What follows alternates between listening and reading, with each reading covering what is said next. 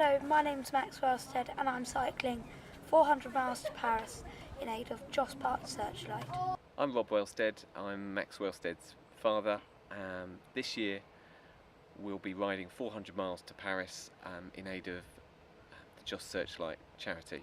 I'm doing this ride because Joss was a great friend of mine who was in my class, and I chose Joss Park Searchlight because Joss died unfortunately at the age of 9, and I don't think it's fair for a boy like Joss to have died.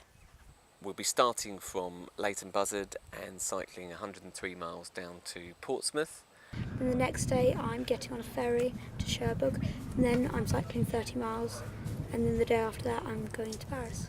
Riding around the coast of Cherbourg and eventually into Paris over the following three days. I'm aiming to try and get there for just before the last day of the Tour de France. And then what's the end of the Tour de France? Max has been cycling and training all year for this ride. I've been getting ready by doing rides like Iving a Beacon and trying to cycle at least 100 miles a week to get my miles and minutes. Last year we rode 300 miles from Swanbourne Winslow to Cardiff and back, and the ride was rather difficult. It wasn't a typical English summer, and we suffered some horizontal rain, headwinds, you name it, the elements were all thrown at us. Yeah, it was horrible weather, I wouldn't do it again.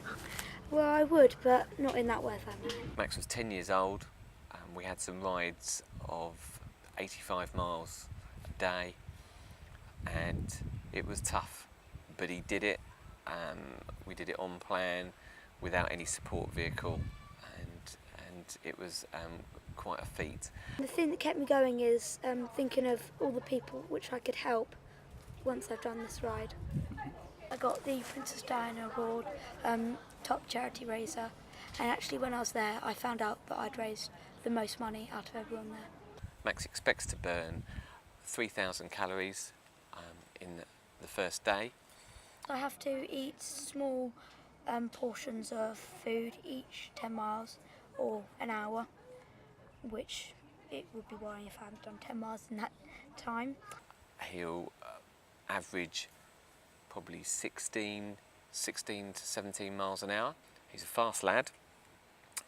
Very, very important to get his nutrition right at 11 years old, and we were fortunate to have the help of British Cycling who advised us on what he should drink and what he should eat, and they were absolutely right. Definitely no energy gels, energy drinks or anything that's got any more sugar or caffeine in it. An 11-year-old really doesn't need that at all. Energy drinks for a child is just not good, and also we found out that when we spoke to British Cycling and Team Sky that energy drinks aren't actually as good as just fruit juice and water. He'll drink one bottle every 15 to 20 miles, depending upon how warm it is outside. Every hour he eats half a bar of Cliff Bars, or he'll have party sausages. Yeah, sometimes it's the old party sausages and Scotch eggs, which get me there. And he'll basically be eating every hour. So he'll probably do this in 8 to 8.5 hours on the first day. His bike is an Isla Bikes Luath 700 that we've upgraded with some Mavic Caserium wheels, which are about 1 kilo lighter than the standard Isla Bike wheels, and they stay truer than we find the Isla Bike wheels do. But the wheels are more than the bike. He runs an 8-speed bike, and he uses a Garmin Edge 500 device to keep track of his heart rate and how many calories and speed and things like that. And most of this can be seen on the website. Most of the data can be seen on the website. This is our support vehicle here, the truck. He takes it very seriously, and so do I. But the inevitable happens, I still beat him. Max, we've just got to the top of Ivanhoe Beacon on what's probably the last training ride before your 400 miles for Paris. Once again, you've shown your dad up. He needs a little bit more training and a little less beer. If people want to support you on your exciting adventure, what do they need to do?